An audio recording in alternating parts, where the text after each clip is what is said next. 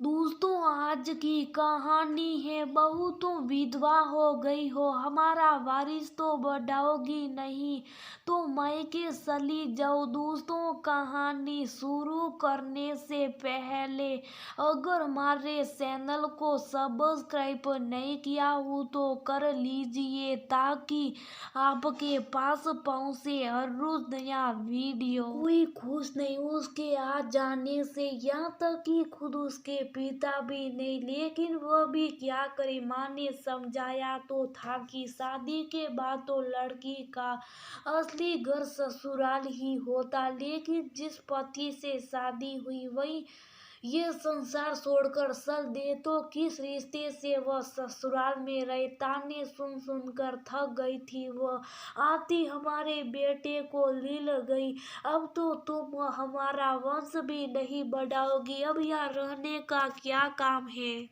अपने आप को मजबूत बनाकर कैसे तैसे एक महीना तो उस घर को अपना घर मानकर वह रहती रही। लेकिन अब और सहा नहीं जाता, इसलिए अपनी जन्म स्थली पर एक बार फिर से माधुरी ने कदम रख दिया। दूर से तो सभी आंसू बहाते कि हमें तेरे साथ हुए हादसा से बहुत दुख है, परंतु आज जब उसने घर में कदम रखा तो किसी के चेहरे पर खुशी नहीं थी, किसी के चेहरे पर संतुष्टि के भाव नहीं थे कि हमारी बेटी हमारे घर वापस आ गई।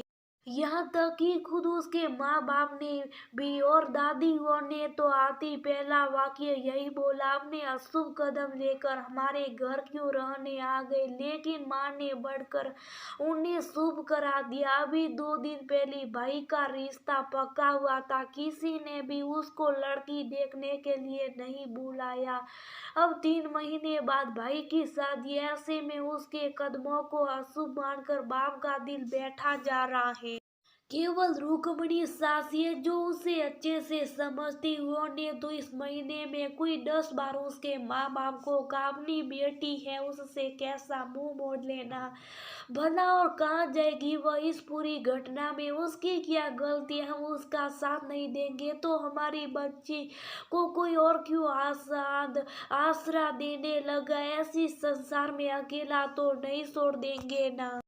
लेकिन बाप का दिल था कि पसी जताई नहीं था, और माँ वह तो चाहकर भी अपनी आंखों से कुछ नहीं देखना चाहती थी। जो दिख रहा था वह केवल ये कि अब उसके कदम शुभ नहीं रहे। पियर में रहना तो ससुराल से भी ज्यादा मुश्किल हो गया था। वह तो सब घेरे किससे शिकायत करती, पर या इस आंगन में तो वह पली बड़ी है, फिर भी उसे ऐसी नाराजगी किस वजह से।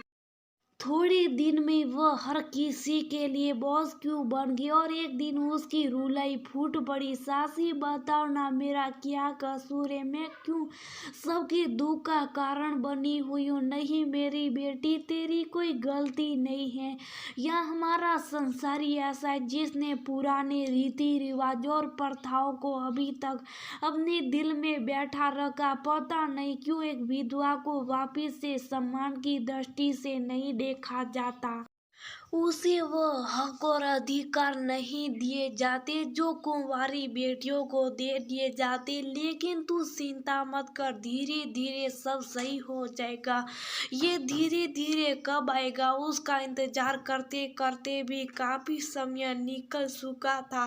शादी का समय नजदीक आ रहा था। माधुरी हमेशा खुद को रसोई के कामों में व्यस्त रखती थी, जिससे ज्यादा किसी से बात करने का उसे मौका भी नहीं मिलता। एक दिन चाय बनाकर माँ बाबूजी के कमरे में जा रही थी कि बाबूजी की आवाज सुनकर कदम ठिठर गए। मात्र 1 महीना ही बच्चा है शादी में। मैं नहीं चाहता कि काव्या जब इस घर में बहू बनकर आए तो उसका सामना माधुरी से हो। आखिर उसके भी तो शगुन और शुभ कदम है। पिता की बात सुनती माधुरी की रूह अंदर तक कांप गई। सोचा माँ बढ़कर जरूर पिताजी को टोक देगी, लेकिन अगले 2 मिनट तक कमरे में चुप्पी सही रही। सय की ट्रक उसके हाथों से सूरते सूरते बसी। बड़ी मुश्किल से उसने खुद को संभाला। रोते रोते वापस से रसोई में चली गई। भला एक बाप इतना निष्ठुर कैसे हो सकता है। तभी माधुरी का फोन बजा और वह कहीं चली गई। 2 दिन से सब घर वाले उसे ढूंढ ढूंढ कर परेशान हो गए। फोन भी वह घर पर ही छोड़ गई थी। आखिर वह गई तो गई कहाँ। तब रुक्मणी सासी ने कहा एक बार उसके ससुराल फोन करके देख लेते, क्या पता वहां गई हो। वहां से तो भागकर हमारी छाती पर आकर बैठ गई। वह क्यों जाने लगी। दादी ने मुंह बिगाड़ कर कहा। लेकिन फिर भी रुक्मणी सासी ने फोन मिला दिया। सास ने फोन उठाया ताकि रुदन सुनकर रुक्मणी सासी घबरा गई। क्या हुआ भाभी जी, सब कुछ सही तो है ना। पता नहीं भगवान मुझे किन पापों की सजा दे रहा। पहले मेरा बेटा मुझसे छीन लिया, फिर मेरे पति को मौत को मुंह में डाल दिया। बड़ी मुश्किल से वह बचे तो मेरी बहू की जान पर आ बनी है। क्या माधुरी वहाँ है? लेकिन क्यों, हमें तो पता ही नहीं। आपको पता नहीं, आप कैसी बातें कर रहे हैं। माधुरी को तो मैंने 2 दिन पहले बता दिया था। मैंने उसे फोन किया था। उसके ससुर जी का जो ब्लड ग्रुप है वह बहुत मुश्किल से मिलता। और एक बार मेरा बेटा विकास बता रहा था कि माधुरी का भी वही ब्लड ग्रुप है जो पापा का। ऐसे में जब माधुरी के ससुर जी की तबीयत खराब हुई और फिर मुझे कहीं से भी मदद नहीं मिली तो मैंने आखिर से माधुरी को फोन लगाया। कितने महीनों तक जिस बहू को मैं कोसती रही उसे अब शकुनी मानती रही, उसी ने आकर आज मेरे सुहाग को बसा लिया।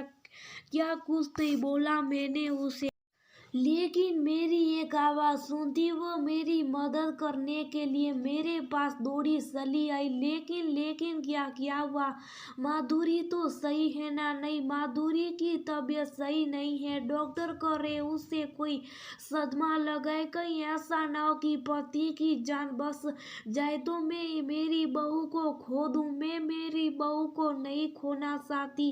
पूरे घर में अफरा तफरी मच गई। माँ तो उसी दिन वजह पहचान गई थी जब कमरे से निकलकर रसोई में गई और देखा कि चाय के 2 कप बने हुए तैयार रखे हो ना हो वो कप माधुरी उनके लिए ही ला रही थी। थोड़ी देर बाद माधुरी की सास का फोन आया। सुनती रुक्मणी सासी के हाथों से फोन छूट गया। क्या हुआ रुक्मणी, तुम बोल क्यों नहीं रही हो। कहाँ है माधुरी, कैसी है, क्या हुआ उसे। माधुरी की माँ ने उसे झकझोरते हुए पूछा। अब सब कुछ सही हो गया भाभी, सब कुछ सही हो गया।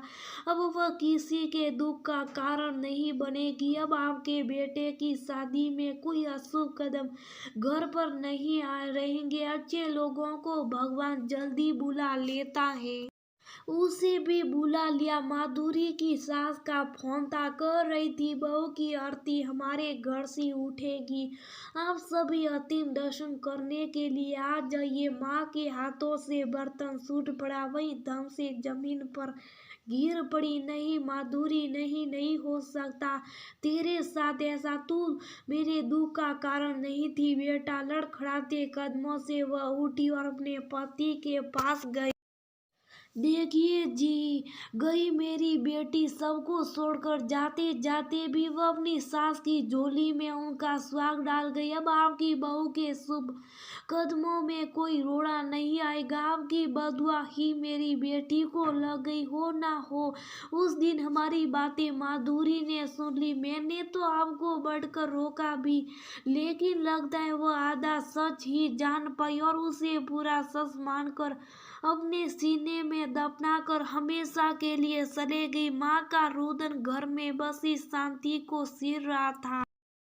आज पहली बार माधुरी के जाने के बाद पिता की आंखों से आंसू निकले। हर वो पल, हर क्षण उन्हें याद आने लगा कि किस तरीके से अपनी बेटी को उसके अपने घर में उन्हें कोई स्थान नहीं दिया, उसका कितना अपमान किया। हर वक्त नहीं जताया कि घर में उसका वह मान सम्मान नहीं है जो एक कुंवारी बेटी का होता था। लेकिन अब उनके हाथ में कुछ नहीं था, माधुरी केवल यादों में थी। पिता के मुंह से सीख निकल पड़ी, माधुरी बेटा कहाँ चले गए हमें छोड़कर। काश वो ये आवाज उसके जिंदा रहने पर निकल पाते तो शायद अपने पिता के मुंह से सुनी अंतिम बात के सदमे से वो अपना जीवन नहीं खो देती। असली अशुभ तो अब हुआ था, क्योंकि एक बेटी को उसके घर वाली उसका मान सम्मान और हक नहीं दे पाए। समय बदल रहा है, रिश्ते नाते बदले, लेकिन ये मान्यताएं अभी भी लोगों के जहन में बसी हुई है। किसी के भी साथ कुछ ऐसा हादसा हो जाता है, उसमें गलती कभी भी औरत की तो होती ही नहीं है, फिर उसे क्यों इन सब का गुनहगार ठहराया जाता। बहुत सी जगह आज भी यही प्रथा कायम है, जिसमें एक विधवा को अपशगुनी या अशुभ माना जाता। और अब नजरिया बदलने की बहुत जरूरत है। ऐसी बातें बोलकर और ऐसी निगाह से उसे देखकर किसी जीवित प्राणी का कितना अपमान कर देते हैं, ये हम सोच भी नहीं पाते हैं।